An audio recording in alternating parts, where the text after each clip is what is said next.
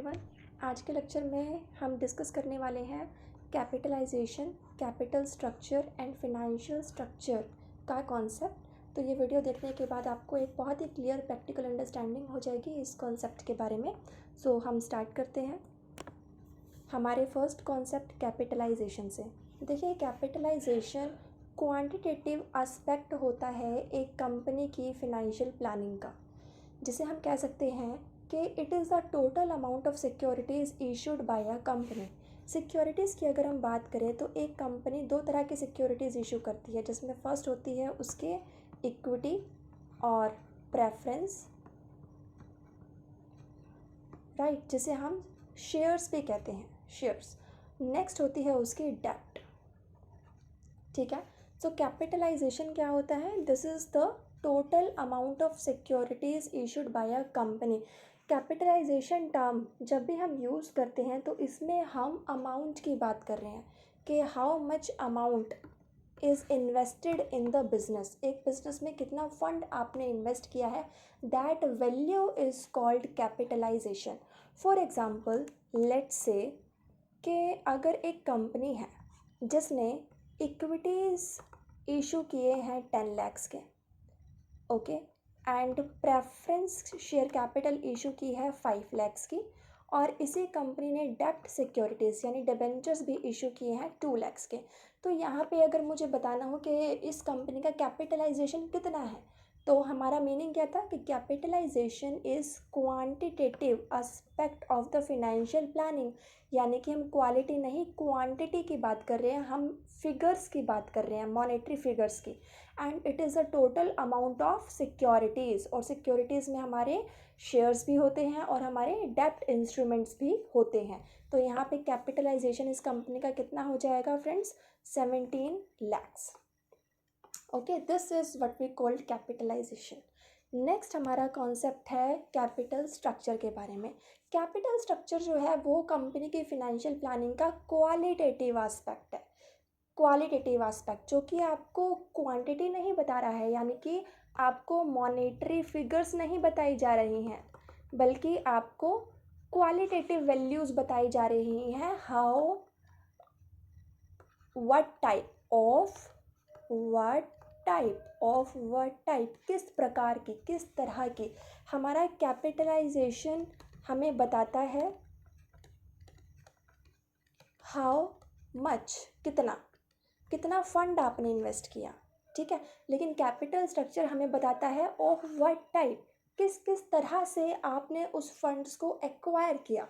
So this is the qualitative aspect of financial planning of a company, and it refers to the kinds of securities issued. Yes, this is what I am talking about, कि किन किन types की securities company ने issue की हैं। और हमने just अभी डिस्कस किया था कि सिक्योरिटीज़ में हमारे डेब्ट इंस्ट्रूमेंट्स भी आते हैं, हमारे प्रेफरेंस शेयर्स भी आते हैं, और हमारे इक्विटीज़ भी आते हैं।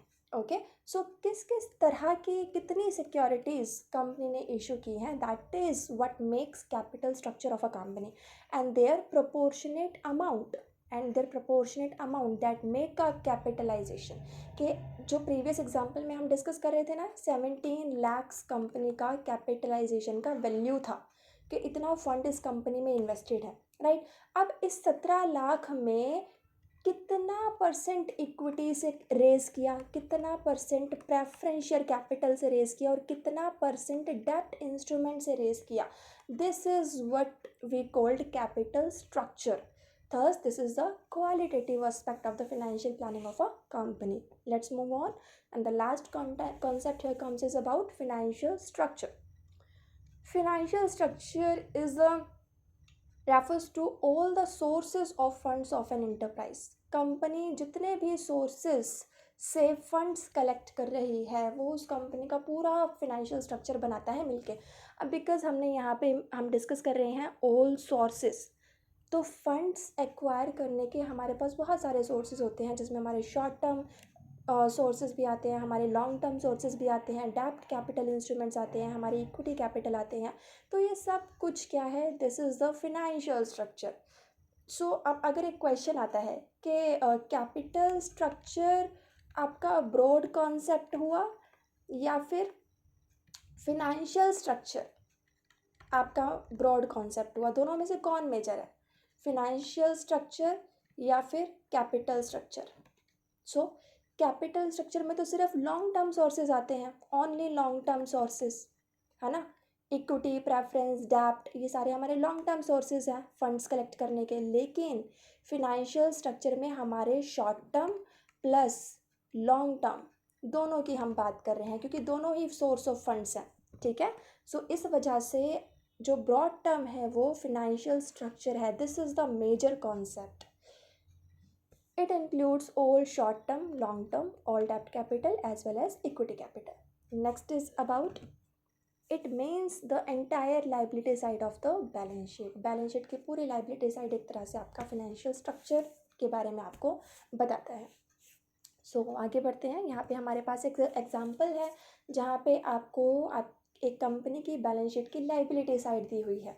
इस लाइबिलिटी साइड में हमारे पास फिगर्स हैं, इक्विटी शेयर कैपिटल 10 लाख के, प्रेफरेंस शेयर कैपिटल 5 लाख के, डिबेंचर्स है 2 लाख के, आपके पास रिटेन्ड अर्निंग्स हैं 6 लाख की, आपके पास कैपिटल सरप्लस है 50,000 के, और साथ ही साथ करंट लाइबिलिटीज़ भी गिवन है 1,50,000 की। पूरी लाइबिलिटी साइड का टोटल होता है 25 लाख। आपने फाइंड करना है, you need to compute the capitalization value, capital structure value and the financial structure value of from this given information. So अगर हम नंबर 1 पॉइंट से स्टार्ट करते हैं हमारे कैपिटलाइजेशन से, तो कैपिटलाइजेशन क्या था, कैपिटलाइजेशन हमारा मॉनेटरी वैल्यू बताता है, ठीक है, हमारी अमाउंट बताता है लॉन्ग टर्म सोर्सेज से, जहाँ जहाँ से हमने कैपिटल एक्वायर किया है। और यहाँ पे हमारे लॉन्ग टर्म सोर्सेज में क्या क्या आते हैं, हमारे इक्विटीज़ हैं, कंपनी के प्रेफरेंस शेयर कैपिटल है और कंपनी के लॉन्ग टर्म डेब्ट कैपिटल है। तो आपका फर्स्ट, सेकंड, थर्ड ये वैल्यूज़ जिसमें अमाउंट है आपका 10 लाख प्लस 5 लाख प्लस 2 लाख, ये हो गया है कैपिटलाइजेशन, यानी कि 17 लाख इस कंपनी के कैपिटलाइजेशन की वैल्यू है।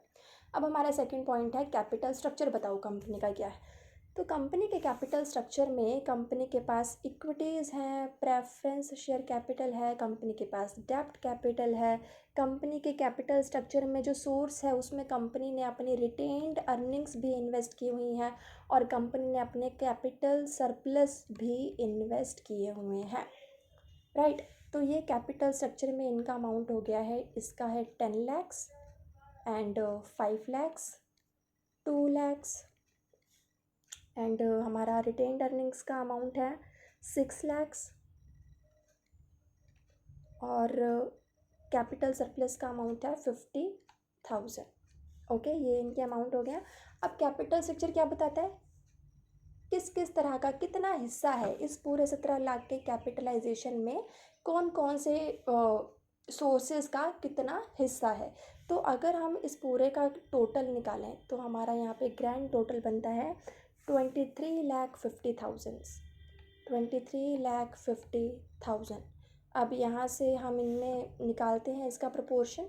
तो फर्स्ट का कैसे निकालेंगे, 10 लाख डिवाइडेड बाय 23,50,000 मल्टीप्लाई 100। तो यहाँ पे आपको वैल्यू मिलेगी 42.55%, 42.55%। अब प्रेफरेंस शेयर कैपिटल का प्रोपोर्शन निकल आता है हमारा 21.28%। ओके, इस तरह से आपने सारे सोर्सेज का प्रोपोर्शन निकाल लेना है। एंड लास्ट हमारा आता है फिनेंशियल स्ट्रक्चर। फिनेंशियल स्ट्रक्चर हमारे short term and long term दोनों फंड्स के बारे में बताता है। तो यहाँ पे जिस तरह से आप proportion in long term funds का निकाल रहे हो, उसी तरह से जो लास्ट पॉइंट है हमारा करंट लाइबिलिटीज़ 1,50,000 की, इसका भी प्रोपोर्शन निकालना है। और 1,50,000 का प्रोपोर्शन निकालने के लिए जो हमारा ग्रैंड टोटल है फंड्स का वो 23,50,000 से बढ़ के 25 लाख हो जाएगा।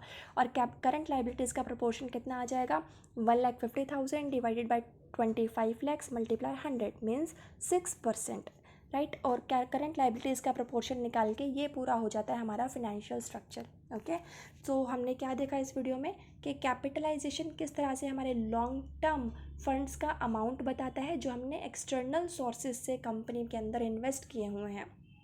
कैपिटल स्ट्रक्चर बताता है कि कंपनी के टोटल जो फंड्स इन्वेस्टेड हैं, चाहे वो एक्सटर्नल हो या इंटरनल हो और लॉन्ग टर्म नेचर के हैं, जो हम एज अ कैपिटल कंपनी में इन्वेस्ट कर रहे हैं, उस टोटल फंड में कौन से सोर्स का कितना हिस्सा है। अब हमारा फाइनेंशियल स्ट्रक्चर क्या कर रहा है, वो लॉन्ग टर्म के साथ साथ शॉर्ट टर्म फंड्स के बारे में बता रहा है कि शॉर्ट टर्म फंड्स का भी कितना हिस्सा है कंपनी में, कितना शॉर्ट टर्म और कितना लॉन्ग टर्म, कितना डेब्ट, कितना इक्विटी, ओवरऑल सब कुछ हमारा फाइनेंशियल स्ट्रक्चर बता देता है। सो आज की वीडियो में इतना ही।